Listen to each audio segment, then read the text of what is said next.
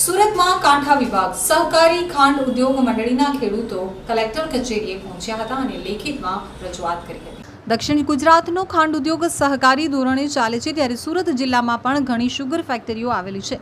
ત્યારે કાંઠા વિભાગ સહકારી ખાંડ ઉદ્યોગ મંડળીના ખેડૂતો કલેક્ટર કચેરીએ પહોંચ્યા હતા અને કલેક્ટર તેમજ જિલ્લા રજિસ્ટ્રારને લેખિતમાં રજૂઆત કરી છે। 69,000 ટન શેરડી કાંઠા સુગર ફેક્ટરીમાં ખેડૂતોએ આ પૈકી એક પણ ખેડૂતોને શેરડીના પૈસા ન મળ્યા હોવાની વાત કરવામાં આવી રહી છે। ખેડૂતોએ જણાવ્યું છે કે અનેક રજૂઆતો છતાં પૈસા મળ્યા નથી। છેવટે ખેડૂતો કલેક્ટર કચેરીએ પહોંચ્યા હતા।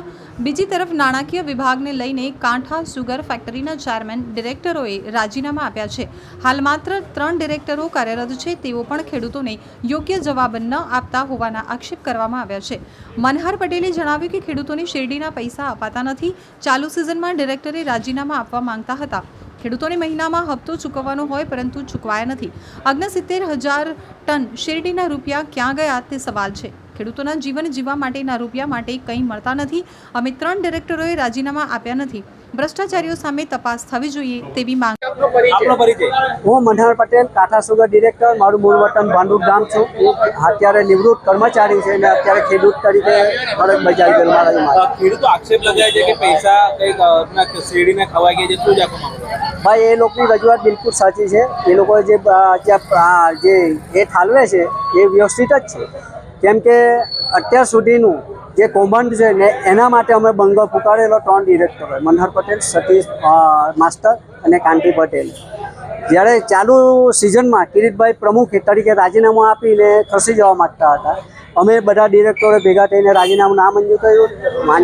સાહેબ રજિસ્ટ્રાર બી પોતે આવીને રાજીનામું આવી રીતે મંજૂર નહીં થાય, અમે રાજીનામું નામંજૂર કરાવ્યું। અમે પ્રશ્ન કર્યો કે 62,000 ટન ચાલુ સિઝનમાં શેરડી આવી, હવે ખેડૂતો જે શેરડી નાખે પછી મહિનામાં એને હપ્તો ચૂકવવાનો આવે છે, તેની બદલે એક પૈસો કોઈ હેતુને ચૂકવો નહીં। 62,000 ટન જે હતું એ લોકોનું થાપણ હતી, આમ તેમ એ કરીને 62,000 ટનનો શેરડીનો હિસાબ કાંઈ ગયો, કોઈ જનરલમાં કોઈ મિટિંગમાં કોઈ સાંભળવો અમને નથી। ક્યાં પૈસા ગયા એ અમને આજની તારીખે બી ખબર નથી। હવે બિચારા જે 62,000 છે તો કોઈ બધા એકદમ ગર્ભ શ્રીમંતો નથી, હેર લાવીને હેર ખાવાવાળા ખેડૂતો છે।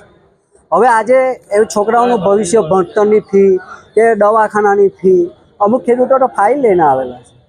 એટલા ખેડૂતો તમારા લોકોના રાજીનામા પણ માંગી રહ્યા છે। હવે એ અત્યારે જાણવા મળ્યું છે કે રજિસ્ટ્રાર થકી કે હજુ પૂરેપૂરા ડિરેક્ટરોના રાજીનામા નથી આપ્યા। અમે 3 ડિરેક્ટરો કેમ નહીં રાજીનામું આપતા હતા? કેમ કે અમે 3 ડિરેક્ટરો થઈને પ્રમુખ, ઉપપ્રમુખને એમડીની વિરુદ્ધમાં રજિસ્ટ્રારમાં અરજી આપેલી કે આ લોકોની સામે ભ્રષ્ટાચારીઓ સામે તપાસ થવી જોઈએ, એમને સજા થવી જોઈએ। કેટલા રૂપિયાનું કૌભાંડ થયું છે આશરે?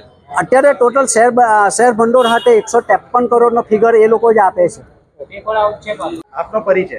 રાહુલ કુમાર વિનોદચંદ્ર પટેલ, ગામ મલોરપોર, તાલુકો હાંસોદ, જિલ્લો ભરૂચ। મેં કાંઠા સુગરમાં શેરડી નાખેલી હતી।